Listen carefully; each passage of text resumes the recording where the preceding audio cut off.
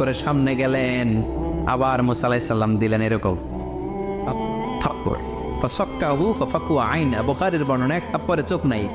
ঠিকই মালাকুল মাউত দৌড়, এক দৌড়ে আল্লাহর কাছে। আল্লাহ বললেন রাখো, এটা মুসা আলাইহিস সালাম, তার মেজাজ বড্ড গরম, আমাকে কথা বলতে হবে। আল্লাহ বললেন মুসা, বুখারীর বর্ণনা, গরুর পিঠের উপর হাত রেখে দাও। রাখা হলো। তোমার হাতের নিচে গরুর যত পশম, প্রত্যেক পশমের বিনিময়ে 1 বছর করে হায়াত বাড়িয়ে দিলাম। মুসা আলাইহিস সালাম অনেক চালাক নবী, উনি বললেন আল্লাহ, আমার হাতের নিচে যদি গরুর 2000 পশম থাকে, তার মানে 2000 বছর হায়াত বাড়িয়ে দিলেন, কিন্তু এক্সট্রা হায়াত যখন শেষ হয়ে যাবে এরপরে কি হবে? আগে ওইটা বলেন। আল্লাহ বললেন সুমাল মাহবুত, তারপরে তো মুসা মরতেই হবে, আসতেই হবে। সাইয়েদনা মুসা আলাইহিস সালাম বললেন ফাল আনা, তাহলে আর দেরির দরকার নাই, এখনই আমি আপনার কাছে চলে যেতে চাই। মালাকুল মাউত মুসা আলাইহিস সালামের রূহ নিয়ে উড়াল দিলেন। সুবহানাল্লাহ। বুঝতে পারছে? বিশ্বনবী মরে নাই, উনি ইন্তেকাল করেছেন। চিল্লা এখন ঠিক কিনা?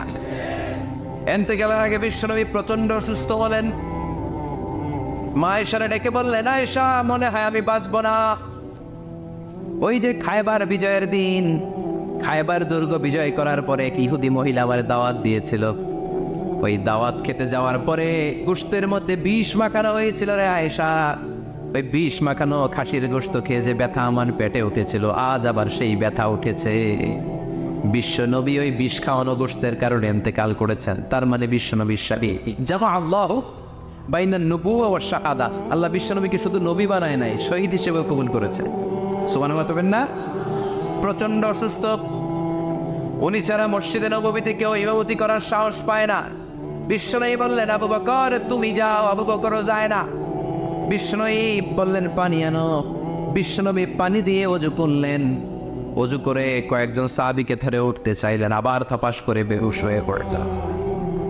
বিশ্বনবী উঠতে পারে না। আবার বললেন ঠান্ডা পানি আনো। পানির ভেতরে বিশ্বনবী 2 হাত ঢুকিয়ে দিয়ে ঠান্ডা ভিজা হাত দিয়ে চেহারার মধ্যে মাসে করলেন, আর বললেন ইন্নালিল মাউতি লা সাকারাত, হায়রে মৃত্যুর কি যন্ত্রণা, হায়রে মৃত্যুর যে কি কষ্ট। অবিয়া বিশ্বনবী যদি মৃত্যুর কষ্টে কাতরায়, আমাদের অবস্থা কি? আমাদের নসিবে কি আছে? আল্লাহ তুমি বাঁচাও করে না। আমি বিশ্বনবী কাঁদছেন, সাহাবারা একের পর এক দেখতে আসে, কান্নার রোল পড়ে গেল চারদিকে। বিশ্বনবীর কলেজার টুকরা নয়নের পুটুলি সাইয়্যিদাতুনা ফাতিমা বিশ্বনবীর কান্না সহ্য করতে পারে না। বিশ্বনবীকে ধরে মা ফাতিমা, সাইয়্যিদাতুনা ফাতিমা বিলাপ করা শুরু করে দিলেন, চিৎকার দিয়ে কান্নাকাটি শুরু করে দিলেন, আর বললেন ওয়া কুরবাবা, ওয়া কুরবাবা, হায় হায় আমার বাবার কি কষ্ট, আমার বাবার কি কষ্ট হচ্ছে। বিশ্বনবী বললেন ফাতেমা তুমি কেঁদো না, আমার কষ্ট আজকের পরে আর থাকবে না, আজকে তোর বাবার সব কষ্ট বন্ধ হয়ে যাবে। কি যেন কানে কানে বললেন, ফাতেমা আরো কেঁদে দিল। আবার কানে কানে কি যেন বললেন, ফাতেমা হেসে দিল। বিশ্বনবীর ইন্তেকালের অনেক পর মা আয়েশার কাছে ফাতেমা বললেন, আমি যখন প্রথমে কেঁদেছিলাম আব্বা বলেছিল আমি আর বাঁচবো না রে ফাতেমা। আবার কানে কানে একটা কথা বলার পরে হেসেছিলাম, আব্বা বলেছিল আমার পরে আমার পরিবার বর্গের মধ্য থেকে সর্বপ্রথম তোমার সাথে আমার দেখা হয়ে যাবে রে ফাতেমা। অল্প কয়েক মাসের ব্যবধানে সাইয়্যিদাতুনা ফাতেমা উনিও ইন্তেকাল করলেন। বিশ্বনবী শোয়া থেকে উঠতে পারে না। এক সাহাবীকে দেখলেন মেসওয়াক করছে। বিশ্বনবী মেসওয়াকের দিকে তাকিয়ে রইলেন। বিশ্বনবীর নিথর দেহটা পড়ে আছে। আয়েশা যে বলবে